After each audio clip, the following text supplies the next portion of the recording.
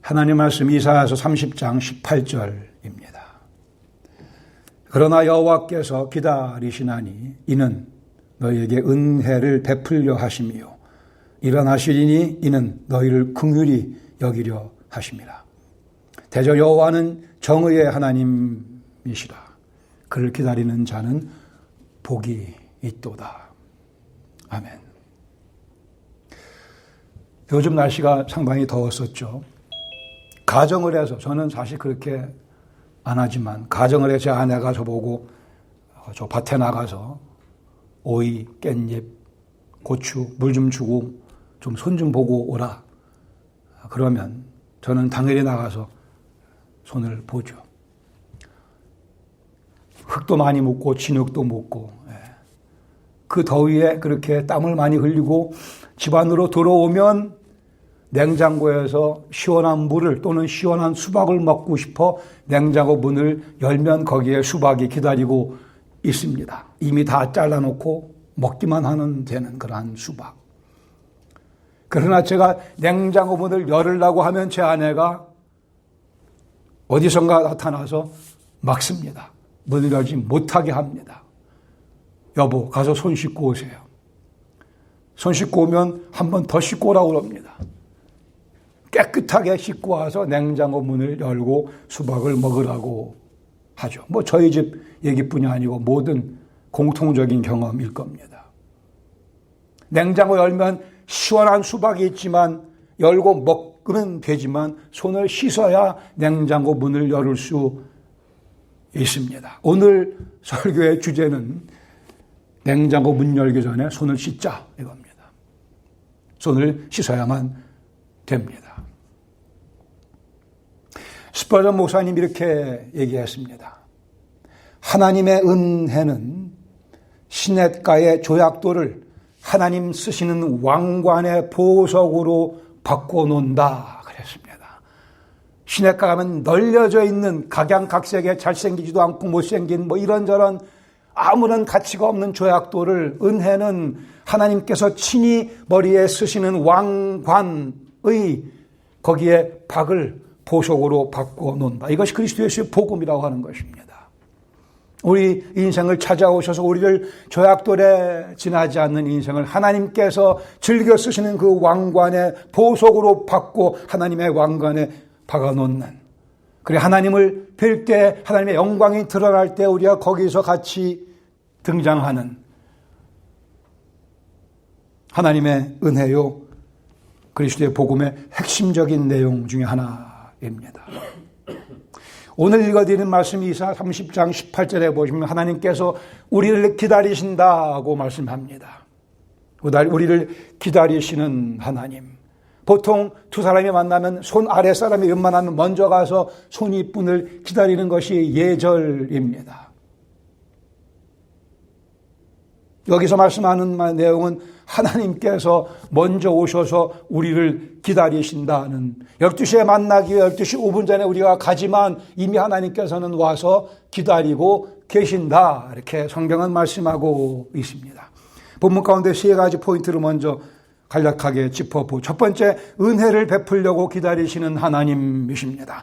그러나 여호와가 기다리시나니, 여호와께서 기다리시나니 이는 너희에게 은혜를 베풀려 하심이요. 기다리시는 목적이 분명합니다. 이 이사야서의 예언의 역사적인 배경은 이스라엘 백성들이 우상 숭배하며 하나님을 멀리하며 애굽 이집트의 호의를 바라며 이집트를 기대고 있는 곧 우상 숭배의 자리에 깊이 빠져있던 그러한 분위기 가운데 18절 말씀하기를 그러나로 시작, 그러나 정신 차려라 이렇게 말씀합니다. 너희가 애굽에 기대려고 하고 우상을 숭배하려 하지만 그러나 여기 여호와 하나님께서 계시는데 그분은 너희에게 은혜를 베풀려고 완전히 모든 것을 다 준비하시고 너희를 기다리고 계시는 분이라고 말씀합니다. 여호와는 항상 은혜를 베풀 준비가 되어 있으시다. 저는 그런 생각이 들었어요.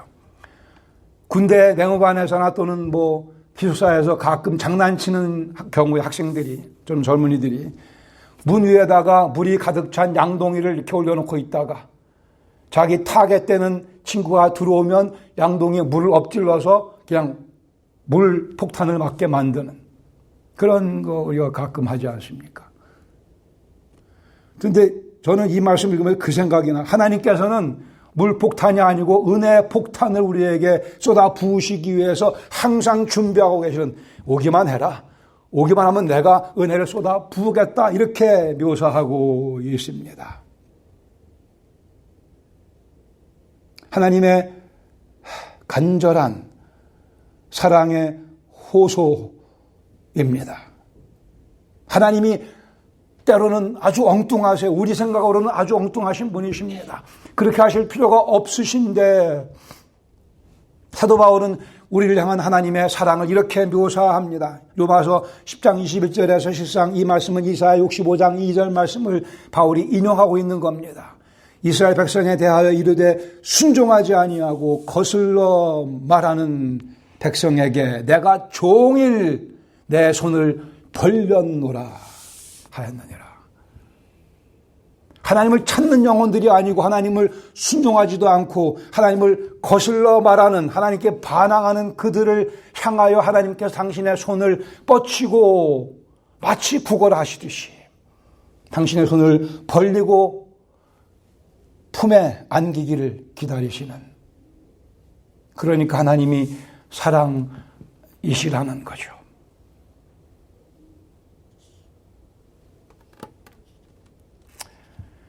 시편 81편 10절에 말씀하기를 나는 너를 애굽 땅에서 인도하여 낸 여호와 내 하나님이니 내 입을 크게 열라 내가 채우리라, 이렇게 말씀하십니다.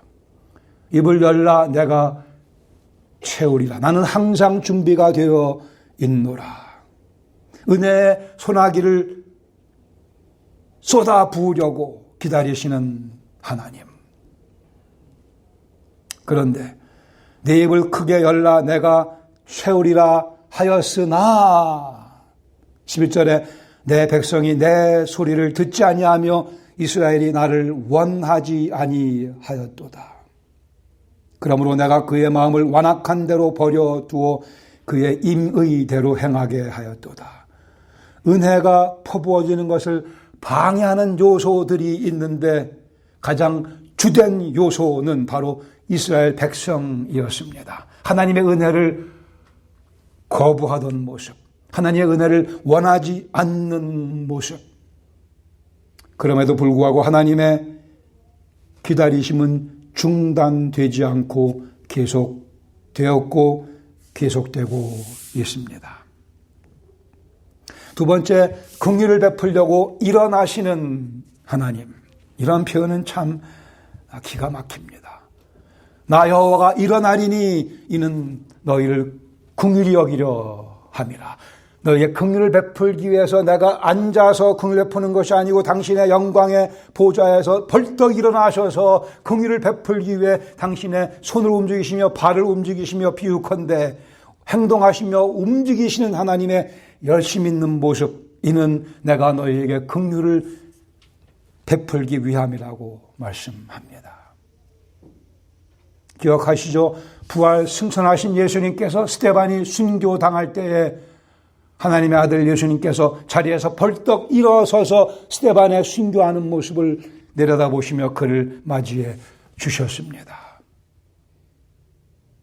자연의 섭리에 때로는 개입하시며 직접적으로 기적적으로 간섭하시며 섭리하시며 우리에게 긍휼을 베풀기를 즐겨하시는 하나님의 그 모습을 이사야는 당신의 영광의 보좌 위에서 일어나사 긍휼 베푸신다라고 설명을 합니다. 실상 성경은 하나님께서 긍휼을 베푸시는 사건들로 가득 차 있죠. 세 번째는 기다리는 자들에게 복을 주시는 정의의 하나님, 이렇게 설명합니다. 대저 여호와는 정의의 하나님이십니다. 정의라는 표현은 심판할 자를 심판하시는 분이라는 말씀입니다. 하나님을 대적하는 자들을 정리하실 걸 정리하시는 분, 그리고 정확한 판단으로, 완벽한 판단으로 영혼들을 대하시는 하나님, 말씀하기를 그를 기다리는 자마다 복이 있도다. 그 하나님께서 당신을 기다리는 자의 기다림은 수동적 의미가 아니고 적극적 의미를 가지고 있습니다. 그냥 잊어버리고 그냥 기다리는 것이 아니고 언제 하나님께서 나를 돌아보실까 앙망하는 자세를 의미합니다. 적극적인 기다림. 적극적으로 하나님께서 간섭해 주시기를 갈망하는 마음, 열망하는 마음, 그 간절함을 가진 영혼들 하나님께서 복이 있다고 선언하십니다. 여기 말씀하기를 그를 기다린다라고 되어 있죠. 여호와를 기다리는 자. 여호와께 주시는 선물도 좋지만 여호와의 간섭으로 인해 이런저런 내 삶의 윤택도 좋지만 이사야는 그 여호와 당신을 앙망하는 자에게 복이 있다고 말씀을 합니다. 여호와께서 나의 기쁨이라고 하는 고백을 할 수 있는, 여호와께서 나의 자랑이라 고백할 수 있는, 여호와께서 내 영광이라고 고백할 수 있는, 여호와께 주시는 복도 감사하지만 그러나 그것이 내가 원하는 복이 없을지라도 여호와는 나의 영광이시오, 나의 피난처시오, 나의 반석이시오, 내가 그 안에 피할 나의 바위시오, 나의 구원의 뿔이시라 고백하는 그 영혼들이 복이 있다고 말씀을 합니다. 두 개 정도의 교훈을 함께 여기서 나누기 원. 첫 번째, 하나님을 기다리시게 해서는 안 될 것입니다. 하나님을 기다리시게 하지는 맙시다. 근데 그래도 기다리세요, 하나님께서. 어쩔 수 없는 분이십니다. 우리의 불완전함, 하나님의 완벽함 때문에 우리가 그러나 최대한 하나님을 기다리시게 하지 않도록 그 앞으로 나아가야 할 것입니다. 항상 준비가 완료되어 있는 상태에 계신 하나님. 우리를 환영해 주실 준비를 항상 하고 계시는 그 하나님 모습을 마음속에 그리고 그 모습을 마음판에 각인시켜야 할 겁니다. 항상 당신 품 안에 우리가 머물기를 원하시는, 그래 한 발짝이라도 우리가 집을 가출을 하면 누가복음 15장에 나오는 탕자의 그 모습을 기다리던 아버지와 같이 우리가 돌아오기를 늘 기다리시는, 항상 기다리시는. 이사야서 65장 24절에 말씀하기를 그들이 부르기 전에 내가 응답하겠고 그들이 말을 마치기 전에 들을 것이라고 말씀합니다. 그 탕자 사건 가운데 기억하세요? 이 탕자가 가진 거 다 허랑방탕 낭비하고 돼지우리에서 쥐염전을 먹다가 아버지 생각이 났어요. 아버지 집에 가면 품꾼들도 나보다 나은데. 그래 이 아들이 연습합니다.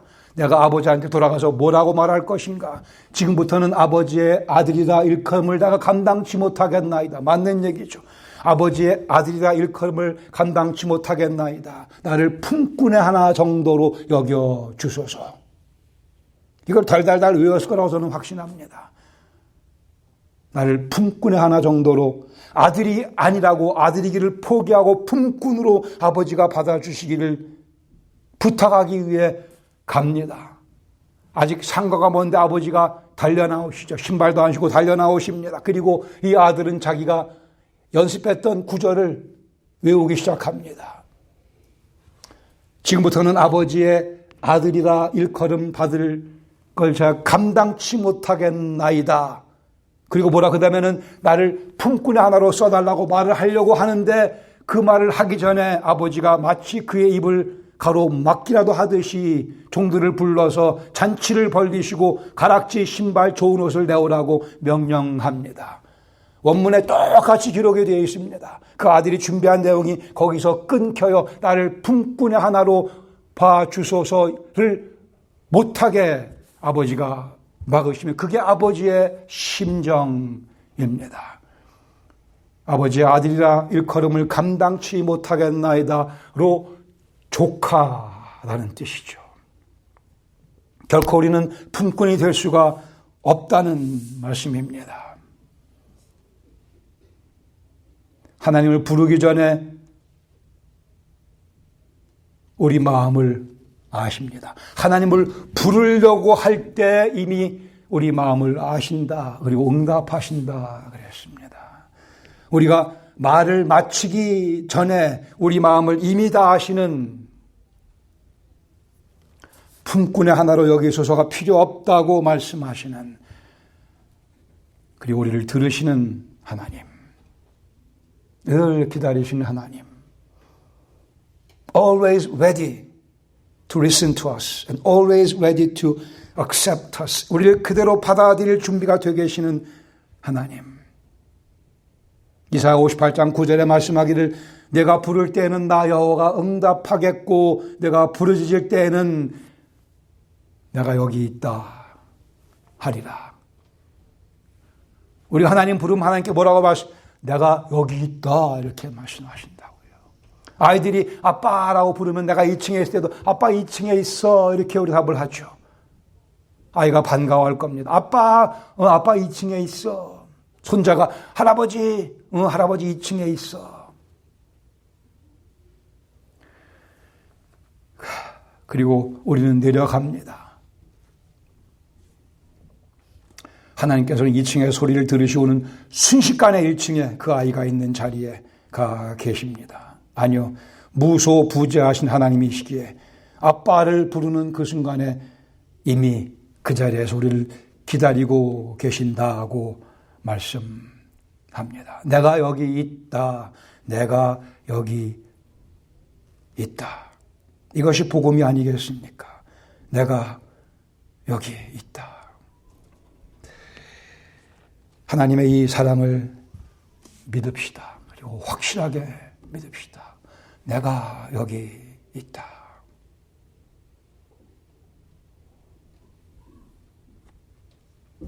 내가 여기 있다 하리라. 이어서 하나님께서 말씀하십니다.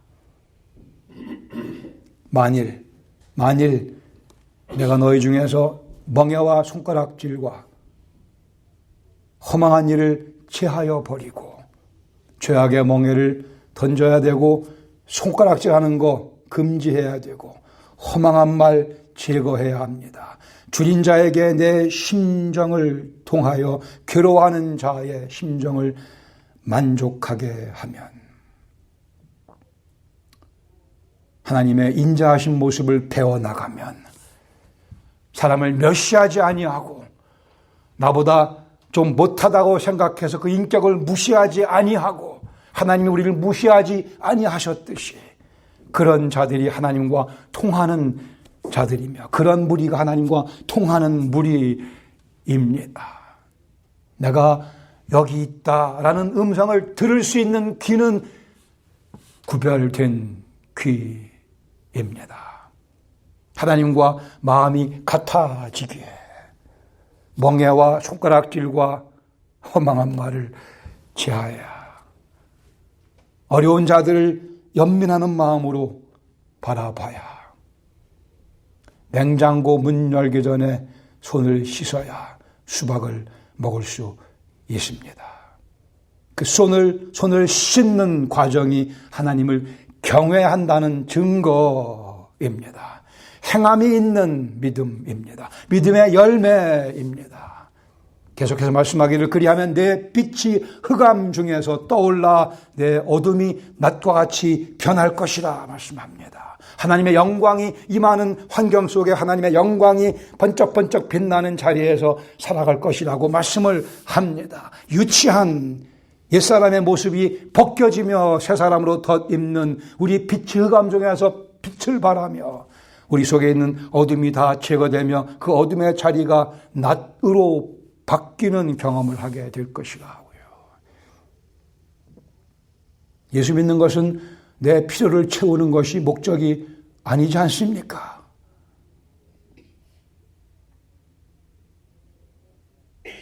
이 경험이 예수님을 믿는 참된 가정입니다.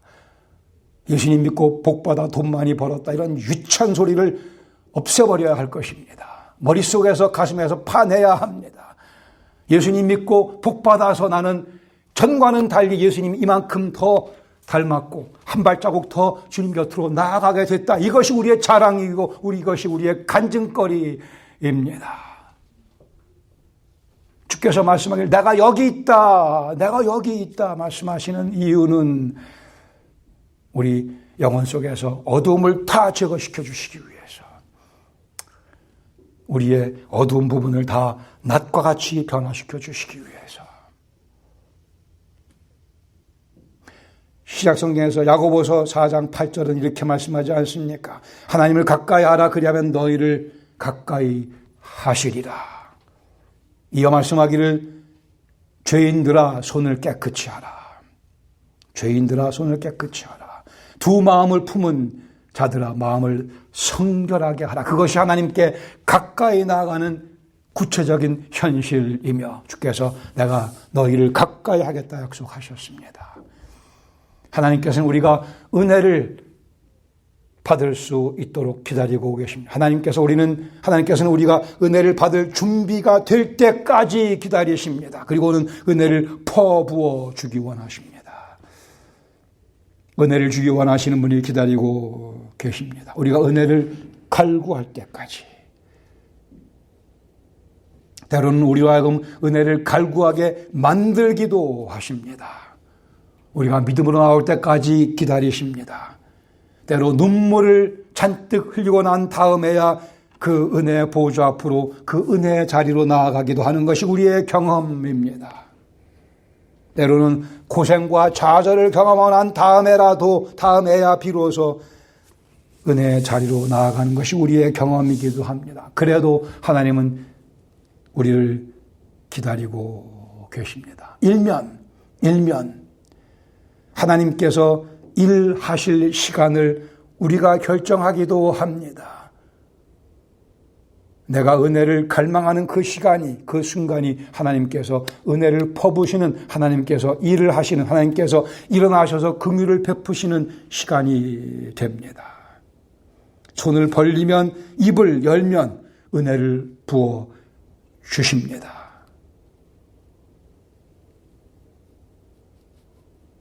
예수님께서 흘리신 눈물, 예수님께서 쓰신 가시멜루관, 그 가시멜루관에 짓눌려 흘리신 핏방울,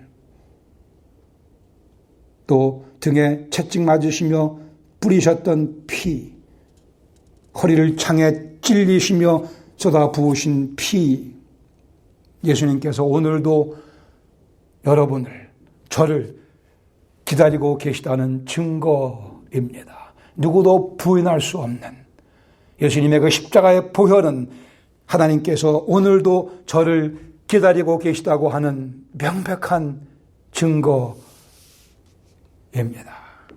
그렇게 하나님께서는 우리와 의사소통을 하고 계십니다. 하나님을 기다리시게 하는 것은 내가 준비가 되지 못했다는 증거입니다. 동시에 내가 하나님의 은혜를 거부하고 있다는 증거가 될 수 있습니다. 아니요, 하고 또 해도 하나님은 우리를 기다리시죠. 계속해서 지속적으로 그분 앞으로 나아갑니다. 내 입을 크게 열라 내가 채우리라. 그 말씀이 오늘 내 삶 속에서 반복적으로 진행되고 구현되고 있어야 할 것입니다. 하나님을 오래 기다리시게 하지는 마십시다. 생각날 때마다 하나님 제가 나아갑니다. 두 번째 나누고 싶은 교훈은 기다리라고 하신다면 특별한 것이 우리를 기다리고 있다는 사실입니다. 하나님께서 기다리라고 말씀하시면 하나님께서 특별한 것을 만들고 계시다라는 증거입니다. 우리가 하나님의 은혜를 간절히 사모하며 갈망하며 말씀 우리가 지금 첫 번째 교훈에서 배운 것 같이 주님께 나아갑니다. 주님 은혜를 퍼부어 주시옵소서. 우리 스스로를 겸손하게 하고 우리의 삶의 모든 죄악을 제거하고 긍휼을 품고 긍휼을 갈망하며 주 앞에 나아가지만 그럼에도 불구하고 하나님의 응답이 더뎌진다 여겨질 때에 그래도 계속 하나님이 나를 기다리신 것 같이 느껴질 때에는 하나님께서 지금 엄청 something wonderful, 대단한 것을 만들고 계시기에, 그것을 지금 요리하고 계시기에 시간이 좀 걸리는 것이라 이해하셔야 할 것입니다. 기다리라 하시면 특별한 은혜가 지금 준비 중입니다. 하나님은 성경에서 그렇게 늘 역사해 오셨습니다. 야곱의 예를 한번 들며 말씀을 이해해 보겠습니다. 야곱을 기다리게 만드시는 하나님 모습 우리는 창세기 32장에서 발견합니다. 20년 동안 이방 지역에 가서 바단 아람에 가서 외삼촌 거의 종살이 하다가 이제 야곱이 자기 본향으로 조상의 땅으로 가나안 땅으로 돌아오려 계획합니다. 엄청난 물질을 얻었죠. 가족들을 데리고 이제 가나안 땅으로 돌아오는데 문제는 에서가 문제였습니다. 자기가 사기쳤던 자기 형 에서가 자기를 죽일까 봐 야곱은 큰 두려움에 빠집니다. 야복 나루에 도착하고 많은 선물을 미리 보냅니다. 에서의 마음을 누그러뜨리기 위해서. 가족도 보내고 자기는 거기에 남아 하나님과 사생 결단을 내리려고 합니다. 하나님의 도움이 필요한 때였으니까, 절실하게 필요한 때였으니까요. 여기 창세기 32장 24절에 이런 표현이 있습니다. 야곱은 홀로 야복 나루에 남았더니 어떤 사람이 등장합니다. 어떤 사람이 등장하여 날이 새도록 야곱과 씨름을 합니다. 야곱이 씨름을 건 게 아니고 이 어떤 사람이 야곱을 붙잡고 있는 겁니다. 야곱이 야복 나루를 건너기 전에 해결할 문제가 있었기 때문에 어떤 사람, 여호와의 사자, 성육신전의 예수님일 수도 있습니다. 여호와의 사자가 야곱을 붙잡고 씨름하며 건너가려고 하는 야곱을 건너지 못하게 밤새 씨름을 합니다. 이 사건은 이렇게 결론이 지어집니다. 환도뼈를 부러뜨리고 등등 있지만은 결정적으로 여호와의 사자가 야곱에게 묻습니다. 내 이름이 무엇이냐? 야곱이 뭐라고 그래요? 내 이름이 야곱이라고 그럽니다. 20년 전에 똑같은 질문이 있어서 내 이름이 무엇이냐? 아버지 이삭의 질문이었습니다. 야곱이 말하기를 내가 에서라고 거짓말을 했습니다. 그리고 장자권 축복을 받고 에서의 것을 훔쳐갖고 도망자의 삶을 시작했던 그 야곱, 20년 동안 파란만장한 삶을 살았습니다. 하나님의 은혜도 많이 경험했고 고생도 많이 했고 회귀 뒤에 돌아가려는 과정 속에 하나님의 여호와의 사자가 묻기를 내 이름이 무엇이냐? 제 이름이 야곱이니이다. 형의 발뒤꿈치를 붙잡고 태어난 야곱입니다. 사기꾼입니다. 자기 이름을 야곱이 실토합니다. 지난 20년 사기로 시작해서 사기 행각이 널려져 있던 그런 인생을 제가 살아왔습니다. 제 이름이 야곱입니다. 그리고 야곱은 야복 나루를 건너 에서를 만나게 됩니다. 기적적으로 에서가 그를 따뜻하게 맞이해 줍니다. 에서가 야곱을 용서해 줍니다. 하나님의 간섭하심입니다. 이 과정 속에 하나님의 사자가 말씀하기를 이제는 더 이상 너를 야곱이라 하지 아니하겠고 이스라엘이라 하리라. 이 새 이름을 주기 위해 야곱이 원하는 방법대로 하나님께서 응답하지 않으시고 그를 딜레이 시키십니다. 여호와의 사자가 붙잡고 건너가지 못하게 밤이 새도록 이름을 물어보시고 사기꾼인 것을 확인시켜 주시고 그 죄를 자백하게 만드시고 그러나 더 이상 너는 사기꾼이 아니요 이스라엘이라라고 새 이름을 주시며 야곱은 고백하기를 내가 하나님과 대면하였노라 분이엘의 은혜를 경험하게 해줍니다. 하나님의 지연하시는 모습은 무관심이 아니십니다. 아름다운 것을 지금 쿠킹 요리하고 계시는 상황입니다. 다시요, 우리에게 주어진 인생의 어려움을 낭비하지는 맙시다. 그 어려움 가운데 주 앞에 간구하는데 주님의 응답이 더딘 이유는 주실 선물이 있어서 그 선물을 받아야 되지 않겠습니까? 그렇게 고생했는데. 야곱에서 이스라엘로 분이엘의 영광을 경험하는 그 경험이 우리 속에 반복되어야 할 것입니다. 하나님의 처방전은 항상 완벽하게 정확합니다. 하나님의 처방전은 항상 완벽하게 정확합니다. 이것을 믿어드리는 것이 참 믿음입니다. 이것을 믿지 못하면 세상에 믿을 게 아무것도 없습니다.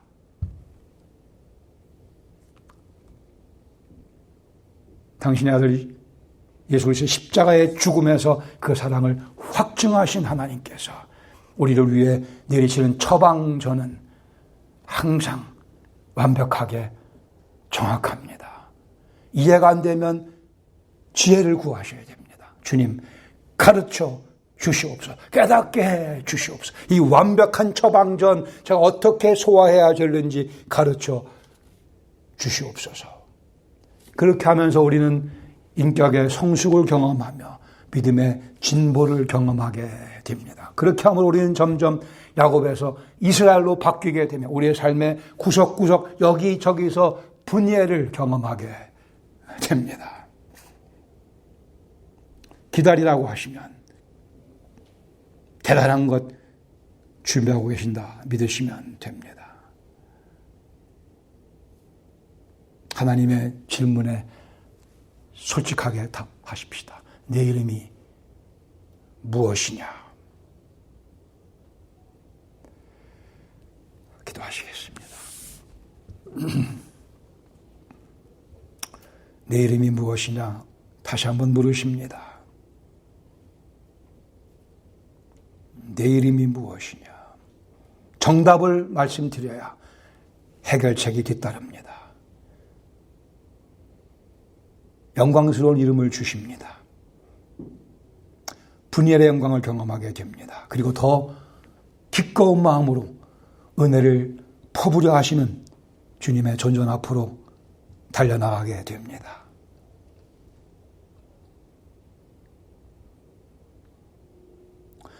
하나님의 놀라우신 모습에 감사드립니다. 항상 저희를 기다려 주시는 주님의 그 은혜. 그리하시면 안 되시는데요. 그리고 하나님은 사랑이시기에 먼저 와서 저희를 기다리고 계시는 것을 감사드립니다. 더 바르게 이해하게 도와주시고 하나님의 그 깊은 사랑 저희가 제대로 반응할 수 있도록 이 말씀 속에 성령께서 역사하시며 저희 생각의 진일보를 저희의 결단에 커다란 도약을 허락하시며 저희 삶이 이 은혜 충분히 경험하는 그래 과연 우리 하나님은 이스라엘의 하나님이시며 분이엘의 은혜를 퍼부시는 분이심을 널리 전파하는 인격이 되도록 저희 가정 되도록 저희 교회가 되도록 은혜를 베풀어 주시옵소서. 예수님의 이름으로 감사드리며 기도합니다. 아멘.